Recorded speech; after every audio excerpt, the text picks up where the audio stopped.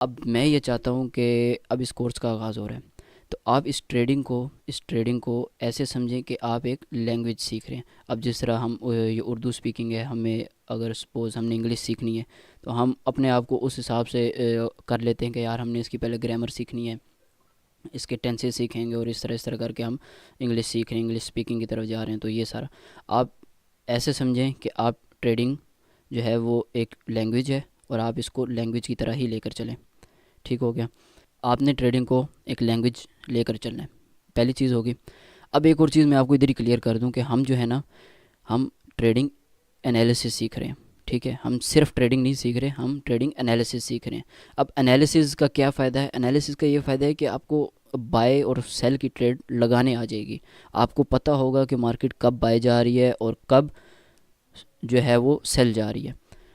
अब आप देखें कि अगर आप एनालिसिस सीख जाते हैं, इसका फ़ायदा क्या है? कल को आपके पास इन्वेस्टमेंट नहीं है। अब अच्छा, बहुत से लोग होते हैं यार वो जिनके पास जो है वो इन्वेस्टमेंट नहीं होती, और उन्हें सीखना है, उन्होंने करना है कुछ ना, और ट्रेडिंग जर्नी में अब वो कहते हैं यार हमारे पास इन्वेस्टमेंट नहीं है, हम ट्रेडिंग नहीं कर सकते। ऐसा कुछ भी नहीं होता। ठीक है, आप बगैर इन्वेस्टमेंट के, बगैर पैसे के आप ट्रेडिंग कर सकते हैं। सब कुछ पॉसिबल है इस दुनिया में, कुछ भी इम्पॉसिबल नहीं है। वो सिर्फ एक्सक्यूज़ेस होते हैं जो लोग बोलते हैं। ठीक है, अब इस तरह है कि आप जब एनालिसिस सीख जाएंगे ना, और आपके पास इन्वेस्टमेंट नहीं है सपोज़, तो आप अपनी एक कम्युनिटी बना सकते हैं, अपना सोशल नेटवर्क बना सकते हैं। आप अपना एनालिसिस दूसरों को शेयर कर सकते हैं। आप एज अ ट्रेडिंग एनालिस्ट अपना करियर स्टार्ट कर सकते हैं। आपकी इन्वेस्टमेंट ही नहीं है, आपके पास ये ट्रेडिंग व्यू का चार्ट खुला हुआ है, आप एनालिसिस कर रहे हैं, आपका ग्रुप बना हुआ है, आपने वहाँ पे सिग्नल दे दिए ब्रदर यहाँ से सेल करना है, यहाँ से बाय करना है। इतना आसान काम है। क्या है, आपका कोई इन्वेस्टमेंट नहीं लगी। एक ये, अब आपके पास पैसे हैं, आपके पास एनालिसिस भी है, आप चाहें तो ट्रेडिंग भी कर सकते हैं।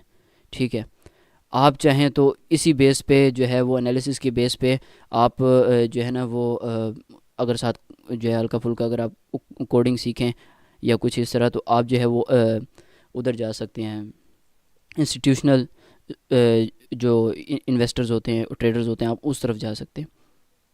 बेसिकली मेन चीज़ एनालिसिस है, ट्रेडिंग नहीं। एनालिसिस एक मेन है, बाकी इसकी सब कैटेगरीज हैं।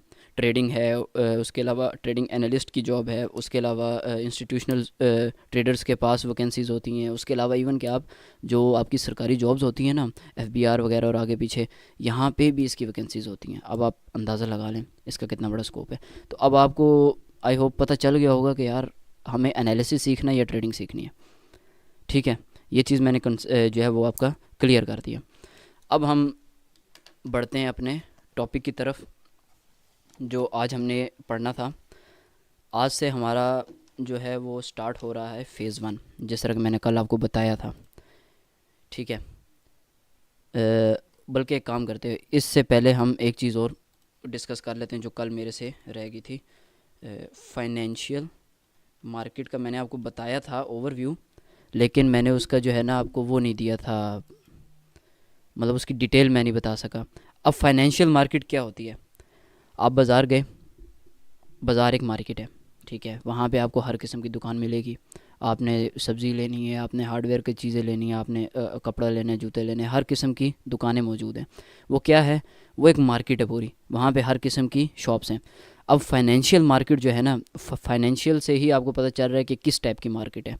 मतलब कि ऐसी मार्केट जिसमें पैसा है, मतलब पैसे की ट्रेड हो रही है, या पैसा आगे पीछे हो रहा है, या अब आप समझ रहे हैं कि फाइनेंशियल से जो है ना वो क्या मतलब। अब इसको मैं और मेरा नहीं ख्याल कि इसको ज़्यादा एक्सप्लेन करने की ज़रूरत है। फाइनेंशियल आई होप सबको ही पता है। अब आप ये देखें, अब फाइनेंशियल मार्केट में इस तरह बहुत सारी चीज़ें आती हैं। ठीक है, जिसमें आप आपके, हाँ, आपने बॉन्ड्स का नाम सुना होगा। सही है, ये जो आजकल हम लोग लेते हैं यार, 700 वाला बॉन्ड है, 1500 वाला, और ये सारे। ठीक है, जो हर कंट्री के अलग अलग बॉन्ड्स होते हैं, अपने बॉन्ड्स होते हैं, और वो with in a country he trade होते हैं। मतलब पाकिस्तान के बॉन्ड्स पाकिस्तान में ही चलेंगे। उसके बाद आपके पास आ जाती है फॉरेक्स। ठीक है, जिसमें करेंसी पेयर्स ट्रेड होते हैं। ठीक है, मतलब आपके पास रुपीज़ हैं और आप उसको डॉलर्स में ट्रेड कर रहे हैं। आपको डॉलर ख़रीदना है, आपने पैसे दिए बैंक को, आपने उससे डॉलर ख़रीद लिए, या एक्सचेंजेस को आपने पैसे दिए। अब जिस तरह हमारे इधर होती है वेस्टर्न यूनियन, आपको पता होगा, सही है। एक्सचेंजेस हैं ये, बेसिकली ये फॉरेक्स एक्सचेंजेस हैं। ये आपको रियाल, दिरहम, येंस या जो भी डॉलर्स जो कुछ भी है वो आपको प्रोवाइड करते हैं, ठीक है। अब इसके बाद आती है कमोडिटीज़। अब कमोडिटीज़ में क्या आता है? कमोडिटीज़ बेसिकली होती हैं हमारे मिनरल्स, ठीक है।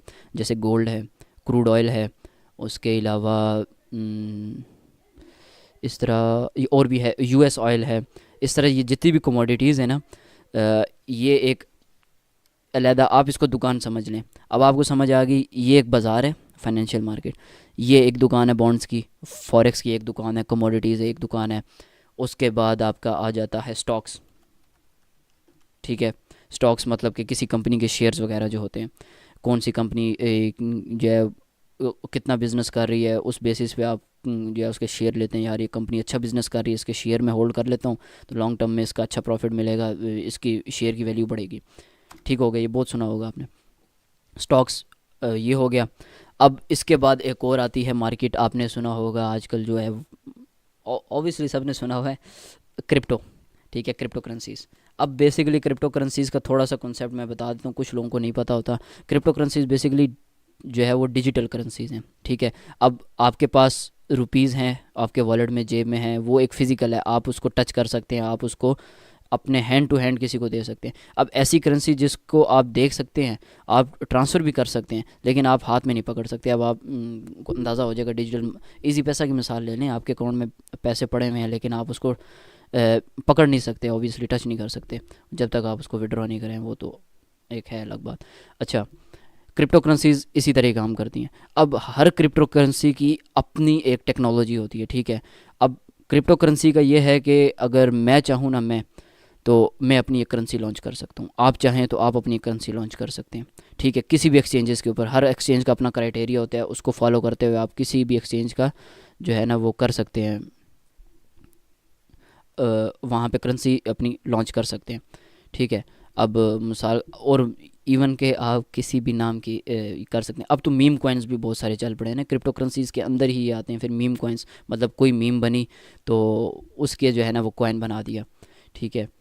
अब आजकल बहुत सारी मीम्स चल रही हैं, उनमें से कोई सी एक मीम उठाई जो वायरल चल रही है, उसका कॉइन आपने जो है वो रिलीज़ कर दिया। अब उस मीम की ऑलरेडी जो है वो पॉपुलैरिटी ज़्यादा थी, उस वजह से लोग उसको बाय करेंगे।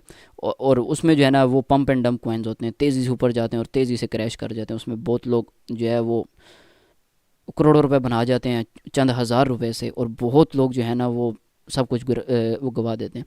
उसमें फिर एक हलाल हराम का भी फैक्टर आ जाता है, क्योंकि उसके पीछे कोई टेक्नोलॉजी या कोई मोटिव काम नहीं कर रहा होता, और ये सारी चीज़ें। लेकिन उसकी तो मैं खैर बात नहीं करता हलाल हराम की फ़िलहाल, वो एक अलग बहस है बकायदा पूरी। अच्छा, उसके बाद हमारे पास एक और दुकान आप समझ लें आ जाती है, ईटीएफ्स, ठीक है। ये बॉन्ड्स के साथ ही आप इसके, बल्कि ईटीएफ्स को आप उसके साथ ये कर सकते। एनएफटीज़ आप जो है वो लेके चलें, ठीक है। एनएफटीज़ होते हैं नॉन फंजिबल टोकन्स। आजकल आपने देखा होगा पिक्चर्स वगैरह लोग ना ज़्यादातर उसको कर रहे हैं, लाइसेंस कर रहे हैं, मतलब ऐसी पिक्चर्स उसको लोग परचेज़ कर रहे होते हैं, उसके बदले जो है वो फुल वॉल्यूम पर है आपके। अच्छा, वॉल्यूम स्लो करना ज़्यादा हो गया यार, ये भी मसला है असल में, कमेंट यार आई नहीं नज़र आ रहे मुझे। अच्छा, एनएफटीज़ का भी ये सीन है कि एनएफटीज़ बेसिकली आप आपके पास, अगर आपके पास कोई फ़ोटो है ना, आप उसे अपलोड करके उसके ऊपर पेमेंट उसको आप पेड कर सकते हैं, ठीक है। अब अगला बंदा जब ख़रीदेगा ना तो वो पिक्चर उसकी मलकियत हो जाएगी। अब कल को कोई बंदा यूज़ करेगा उसकी तस्वीर तो उसको क्रेडिट देना पड़ेगा, उसको पे करना पड़ेगा या क्रेडिट देना पड़ेगा, या इवन कि उसे उसे परचेज़ करना पड़ेगा उस तस्वीर को। तो एनएफटीज़ बेसिकली इस तरह काम करती हैं। फिर इसके अंदर बहुत सारी डिटेल्स हैं, हम इतना ज़्यादा नहीं चाहते क्योंकि अभी हमारा फोकस एनालिसिस पे है। एक दफ़ा एनालिसिस आ गया, फिर अपनी मर्ज़ी है भाई, इनमें से जिस मर्ज़ी दुकान के अंदर जाओ, कोई मसला नहीं है। आपको बाज़ार की समझ आ जाए ना तो दुकानें सारी एक तरीके से काम करती हैं, ठीक है। आप जिस मर्ज़ी दुकान पे जाके बिज़नेस उसके साथ कर सकते हो। ये एक थी यार जो मैं कल बताना चाहिए था मुझे, जो कि रह गया मेरे से। अब हम आगे बढ़ते हैं, अपना आज का सेशन स्टार्ट करते हैं। आज का हमारा जो है वो फ़ेज़ 1 है, स्टार्ट हो रहा है, और उसका पहला लेक्चर है। अब पहले लेक्चर में हम जो पढ़ेंगे ना, वो पढ़ेंगे मार्केट के बारे में, उसके बाद हम पढ़ेंगे चार्ट्स के बारे में, और हम पढ़ेंगे एक हल्का सा ओवरव्यू लेंगे कैंडल्स क्या होती हैं। नाम सुना होगा कैंडल्स के बारे में आपने, कैंडल कैंडल कैंडल हर कोई करते हैं, ठीक है, ये क्या होता है। अच्छा, अब ये देखें कि मार्केट क्या है। अब आप इस चीज़ से निकल आए, ठीक है, जो फाइनेंशियल मार्केट है मैंने आपको बताया। अब मैं एक बेसिकली मार्केट बता रहा हूँ। अब आप ये समझे हम किसी एक दुकान के अंदर एंटर हो गए, ठीक है। मार्केट, ये वाली मार्केट जो है ना, ये फाइनेंशियल मार्केट नहीं है, ये इनमें से कोई मार्केट है। लेट्स सपोज के, चले क्रिप्टो करेंसीज़ की ही बात करते हैं, हम एक क्रिप्टो मार्केट के अंदर एंटर हो गए, ठीक है। अब मार्केट के अंदर आप एंटर तो हो गए, लेकिन अब आपको पता नहीं है कि यार यहाँ पे ट्रेड कैसे होती है, क्या तरीक़ेकार है, मतलब कि अब आपके पास क्या है और आप क्या लेंगे और किस तरीके से लेंगे। अब मैं आपको बताता हूँ, अगर मुझे सपोज़ कि बिटकॉइन ख़रीदना है या हाँ मतलब हाँ, ये ख़रीदना या बेचना है, उसके उसके साथ बिज़नेस करना है। अब आपके पास डॉलर्स हैं, ठीक है। जब आप डिजिटल करेंसीज या ट्रेडिंग में जाएंगे तो आपकी जो बेस करेंसी होगी ना, बेस करेंसी, वो आपकी होगी डॉलर, ठीक है। जो आपकी बेस करेंसी होगी वो आपकी होगी यूएसडी, या अगर आप क्रिप्टो कर रहे हैं तो आपके पास यूएसडीसी होगा या फिर यूएसडीटी होगा। ये आपकी बेस करेंसी होगी, ठीक है। आप इन दोनों को यही समझें कि ये इक्वल टू डॉलर्स ही है, क्योंकि इसकी जो मार्केट वैल्यू है वो डॉलर्स का ही रेट है। जो आजकल हमारे डॉलर का रेट चल रहा होगा, इसका भी ऑलमोस्ट अप, हल्का फुल्का अप डाउन होगा, लेकिन यही रेट होगा डॉलर का। यूएसडीसी मतलब यूनाइटेड स्टेट्स का जो है ये कॉइन है। फिर ये टेथर टेक्नोलॉजी के ऊपर एक यूएसडी बनाया था। अब यूएसए में यूएसडीटी आस्ता आस्ता बैन कर रहे हैं, या इवन के कुछ जगहों पे हो भी गया। तो अब आप ये समझें कि अब आगे इन फ्यूचर जो क्रिप्टो करेंसी आप यूज़ करेंगे ना, आपकी बेस करेंसी वो आपकी यूएसडीसी होगी। इसका मतलब है कि आपके अकाउंट में जो पेमेंट पड़ी होगी ना, जो शो कर रही होगी यार, वो ये चीज़ शो कर रही होगी यूएसडीसी। एक्चुअल में ये आपके पास पड़े होंगे जब आप आगे फ्यूचर में जब ट्रेड करेंगे। अब बेस करेंसी का आपको समझ आ गया, ठीक है। पहला स्टेप ये है कि आपके पास आपकी करेंसी होना चाहिए। ज़ाहिर सी बात है, पैसे होंगे तो आप दुकान जाओगे ना, बगैर पैसों के कौन जाता है। अब आपके पास बेस करेंसी आ गई। अगर हम क्रिप्टो मेरे अगर चलें तो ठीक है, ये चले, इसमें मैं ऐड कर देता हूँ। और अगर आप फॉरेक्स में हैं, फॉरेक्स में अगर आप हैं तो उसमें आपका ऑब्वियसली एक सिंपल जो नॉर्मल यूएसडी चलता है वो है, ठीक है। जो डॉलर है नॉर्मल, जो फिज़िकल, क्योंकि जो फॉरेक्स है ना वो एक फ़िज़िकल मार्केट है, मतलब वो डिजिटल करेंसी वाला नहीं है, ट्रेडिंग होती। फॉरेक्स में आपका यूएसडी होगा, और जो क्रिप्टो है उसमें यूएसडीसी और यूएसडीटी आप यूज़ कर रहे हैं एज अ बेस करेंसी। अब इसके बाद आपकी आती है ट्रेड करेंसी, आप इसे कह सकते हैं, ठीक है। ये जो नाम मैं दे रहा हूँ ये मेरे अपने ही बनाए हैं, मैं just for the concept clearance. ये इतना कोई मतलब वो नहीं है कि यार इसके नाम बिल्कुल एक्यूरेट हो जाए कुछ। अब ट्रेड करेंसी, आप किस करेंसी में ट्रेड कर रहे हैं, ठीक है। अब हम चूँकि क्रिप्टो और फॉरेक्स को टारगेट कर रहे हैं फ़िलहाल, तो हम इन करेंसीज़ को ही डिस्कस करेंगे। स्टॉक्स के लिए अलग बात होती है, वो हम मैं चूँकि उस फील्ड में गया भी नहीं स्टॉक्स वाली साइड पे, तो इतना उसका मुझे आइडिया भी नहीं है। अच्छा, ट्रेड करेंसी क्या होगी? ऐसी करेंसी जिसको आपने ट्रेड करना है, ठीक है। सपोज़ करें मैं क्रिप्टो में हूँ, ठीक है, मैं क्रिप्टो मार्केट में हूँ और मुझे बिटकॉइन ख़रीदना है। बिटकॉइन की शॉर्ट फॉर्म होती है बीटीसी, ठीक है, इसे बीटीसी कहते हैं, सॉरी बिटकॉइन कहते हैं बीटीसी को। अब ये ट्रेड करेंसी है। अब आपकी बेस करेंसी आपके पास है और आपको पता है कि आपने ट्रेड करेंसी क्या करनी है। अब जब आप इसके ऊपर ट्रेड लेंगे तब आपका बन जाएगा ट्रेडिंग पेयर, ठीक है। तब आपका बन जाएगा एक सॉरी तब आपका एक बन जाएगा ट्रेडिंग पेयर, या करेंसी पेयर भी आप कह सकते हैं, ठीक है। हम ट्रेडिंग पेयर कहेंगे क्योंकि भाई हम जिस पेयर में ट्रेड कर रहे हैं वो हमें पता हो कि हम किस में कर रहे हैं। अब इसमें क्या सीन होगा? अब इसमें जो चीज़ ऐड होगी, सबसे पहले आपकी जो ट्रेड करेंसी है आप वो ऐड करें कि भाई मैं बिटकॉइन में जो है वो ट्रेड ले रहा हूँ। उसके पीछे आपकी लगेगी बेस करेंसी USDC सपोज़, या USDT आप कह लें। अब ये आपका जो है ना ये करेंसी पेयर या ट्रेडिंग पेयर बन गया। अब आप जब भी एनालिसिस करेंगे ना, आपको इस चीज़ की ज़रूरत पड़ेगी। आपने जिस पेयर में एंटर होना है, जिस पेयर का आपने एनालिसिस करना है, वो ये चीज़ है। अब इसी तरह फॉरेक्स है। फॉरेक्स में अगर मैं, अच्छा, फॉरेक्स में जो है ना हम ये कमोडिटीज़ को भी ट्रेड करते हैं। ये कमोडिटीज़ जो है वो फॉरेक्स के अंदर ही ऐड ऑन होती है, मतलब जो फॉरेक्स की एक्सचेंजेस है ना, वहीं पे आप कमोडिटीज़ को भी ट्रेड कर सकते हैं, जिस तरह गोल्ड, क्रूड ऑयल वगैरह। तो फॉरेक्स में हम ऑलमोस्ट 90% लोग गोल्ड को ही ट्रेड करते हैं, सिर्फ गोल्ड को फॉरेक्स में, क्योंकि बाकी जो है ना उसमें इतनी ज़्यादा मूवमेंट अप एंड डाउन नहीं देखने को मिलती। जो गोल्ड है उसमें अप एंड डाउन ज़्यादा होता है, और वो जो है ना वो ज़रा बेहतर मार्केट है एज़ कम्पेयर टू अदर्स, ठीक है। अब फॉरेक्स में आपका जो करेंसी पेयर गोल्ड का बनेगा, सपोज XAU, ठीक है, और साथ में आपका आ जाएगा बेस करेंसी। अभी हमने लिखी ट्रेड करेंसी XAU, ये गोल्ड का सिंबल है, और साथ में आपकी आ जाएगी वो बेस करेंसी USD, ये फॉरेक्स का आपका आ गया, ठीक है। ये आपका करेंसी ट्रेडिंग पेयर बन गया गोल्ड का। अब आप जब फॉरेक्स में ट्रेड कर रहे हैं गोल्ड में ना, तब आपको इसकी ज़रूरत पड़ेगी, इस पेयर में ट्रेड करना है, ठीक है। ये अब आप ऊपर देखें, ये टॉप पे लेफ्ट साइड पे ये XAU USD खुला हुआ है, ये गोल्ड का इस टाइम मैंने करेंसी पेयर खोला हुआ है। अब इसका मतलब ये है कि मैं गोल्ड के अंदर ट्रेड कर रहा हूँ। इस टाइम पे जो चार्ट मेरे सामने खुला है ये गोल्ड का है, ठीक हो गया। अब इसके बाद अगर आप ये BTC USDC देखें, इसका ट्रेडिंग पेयर, तो ये मैंने ये साथ एक और खोला हुआ है BTC USDC, ये वाला, आप ये चेक करें, ठीक है। एक मिनट, इसको मैं ज़रा साफ़ कर लूँ आपको देख के यार, ये ना होगा डरी थे बहुत ज़्यादा गंद फैलाया हुआ है मैंने। अच्छा, अब ये जो चार्ट है ना, ये यूएस सॉरी ये बिटकॉइन का है, BTC USDC का है, मतलब बिटकॉइन, और हमारे पास जो बेस करेंसी है USDC, और ये हमारे पास गोल्ड का चार्ट है, ये जो नीचे चल रहा है सारा, ठीक है।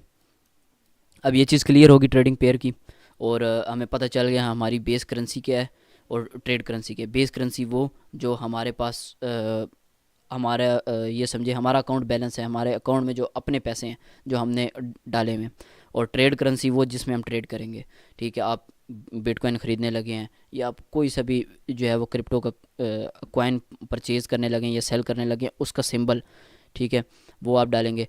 और इसको एक मिनट ज़रा हम प्रैक्टिस कर लेते हैं, ठीक है, मैं आपको बताता हूँ। अब ये आपने खोला चार्ट।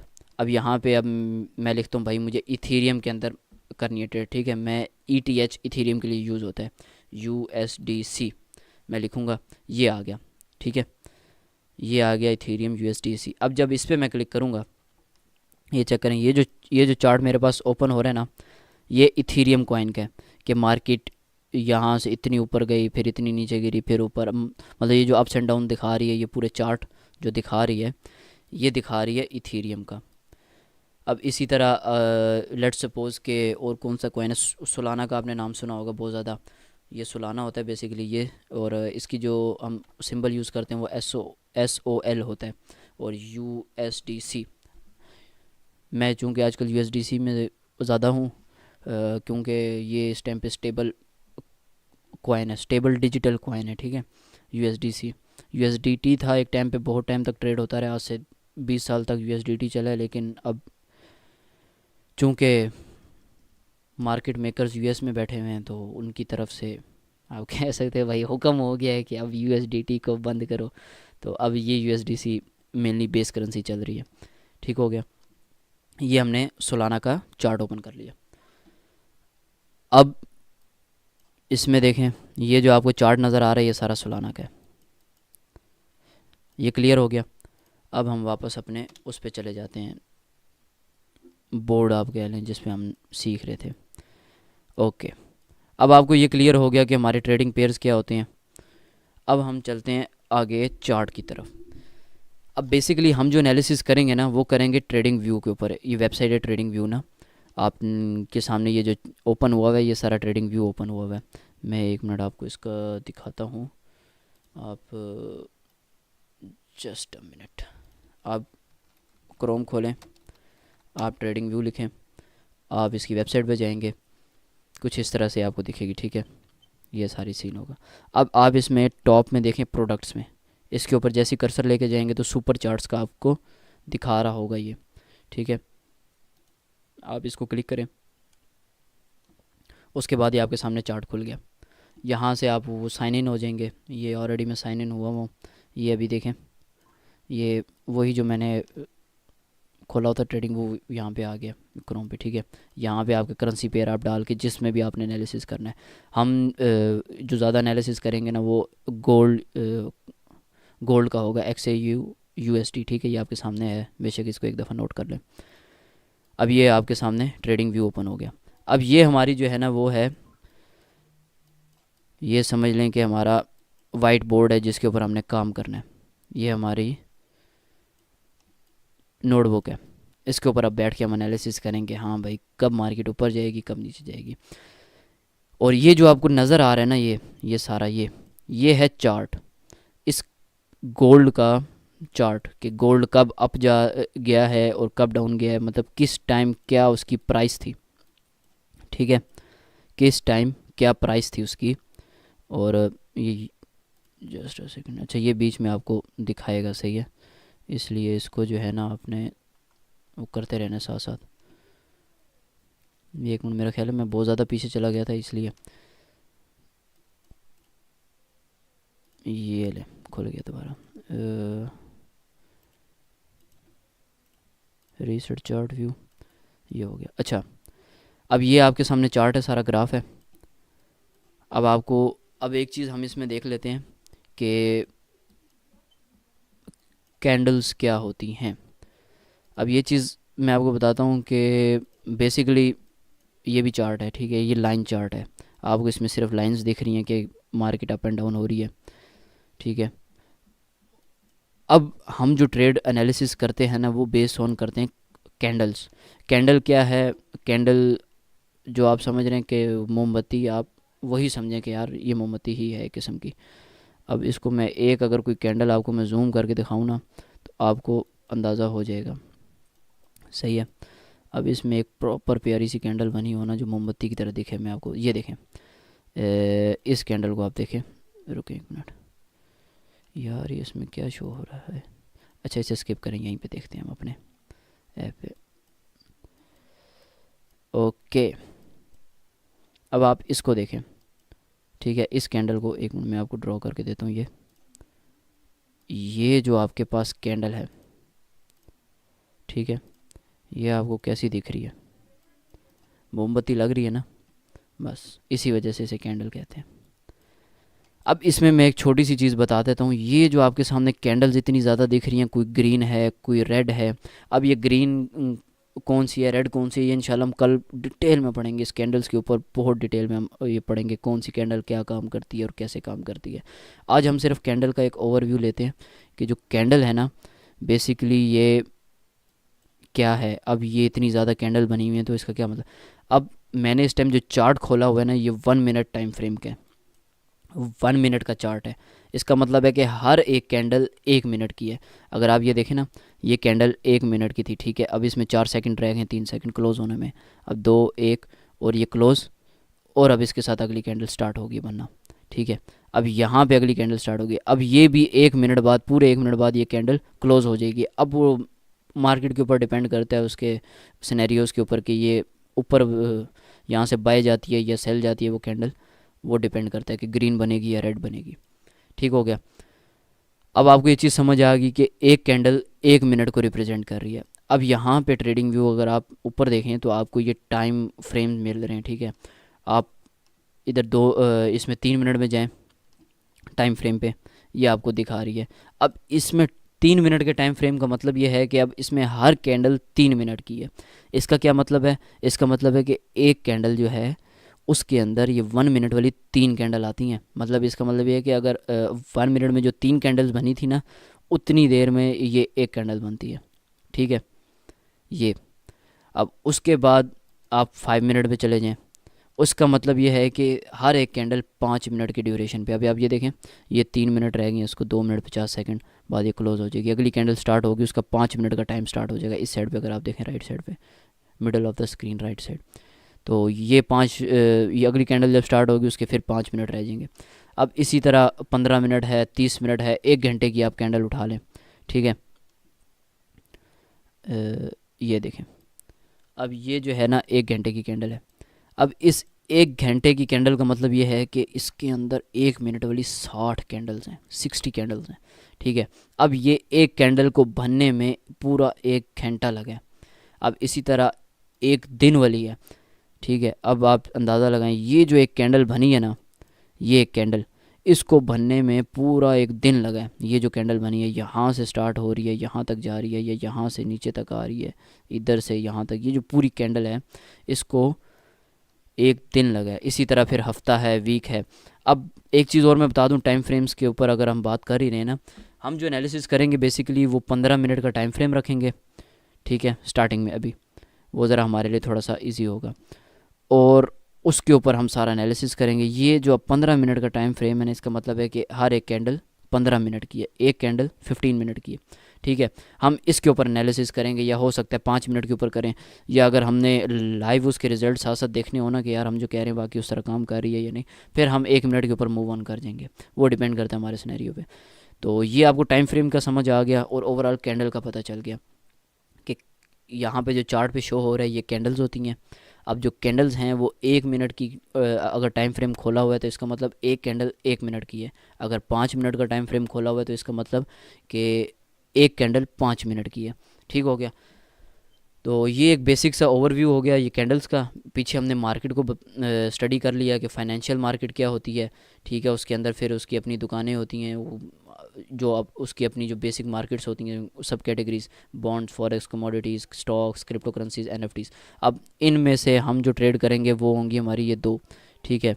एक एक होगी हमारी ये क्रिप्टो, और एक हमारी होगी ये फॉरेक्स।